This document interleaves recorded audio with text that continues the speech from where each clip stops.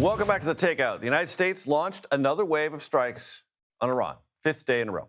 Central Command says it hit Iranian missile and drone sites. You've heard that before. In order to, you've heard this before, stop Iran from attacking ships in the Strait of Hormuz. You've heard that before. Doesn't mean it's not important. It's just a recurrent theme. Iran retaliated by firing drones and missiles at Kuwait, Bahrain, and Jordan. They were intercepted.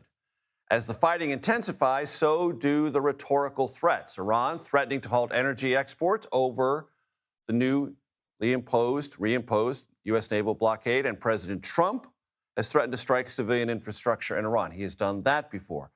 CBS News national security contributor Sam Vinograd joins us. Quick reminder, former Assistant Secretary for Counterterrorism of the Department of Homeland Security. So I don't say these things that have been repetitive to undermine them, but to underscore them.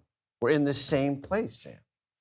It certainly feels like Groundhog Day every day, Major, but each day we do get a little bit of new flavor from the president and from the Iranians. From the president, certainly we've seen an ongoing set of strikes against a larger set of targets, but we now have the introduction potentially of President Trump expanding targets to civilian infrastructure, which we should note under international law is a violation of international law. You can only strike military targets and can't go after civilian infrastructure. And at the beginning of this campaign, the administration went to great lengths to say only one of the combatants in this conflict targets civilians, Iran. We do not. Certainly. But we do see this disconnect between what President Trump says and then ultimately what the military does. So, for example, we see these comments about civilian infrastructure.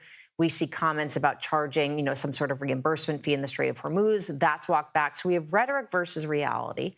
But we do have to note that the president does have other options here, and none of them are good. Just before I came on your show, I saw reporting that the president is, yet again, to repeat, considering expanded military options in Iran. That would likely be focused on these various islands in and around the Strait of Hormuz. No one knows exactly what that mission would be. Would the mission be to destroy military caches on the islands or actually to hold them in some capacity? For how long? So there's a lot of outstanding questions about whether President Trump will take this one step further or is just blustering. Because that step implies not just aerial action. It would be implies ground action of some kind and of some duration. It would have to be ground troops. And to be clear, even if the mission of ground troops was just to, and I say just to relatively speaking, just to destroy missile and drone facilities on the islands, they would be in harm's way. The Iranians have more than likely seriously mined these islands, and many of these islands are close enough to the coast that Iranian drones and missiles could strike at any paratroopers with aerial assets if ground troops were there. So certainly going to the ground troop option would be very costly financially, as well as very costly from a casualty perspective. So for the average American, Sam, who's saying, wait a minute, I keep hearing that their stockpiles have been decimated. Do we believe, or do we have any insight into whether or not they're using things they had that we haven't gotten to, or they are somehow very remanufacturing and rebuilding on the fly? Experts think it's probably a combination. Drones are very easy to manufacture, as we've learned.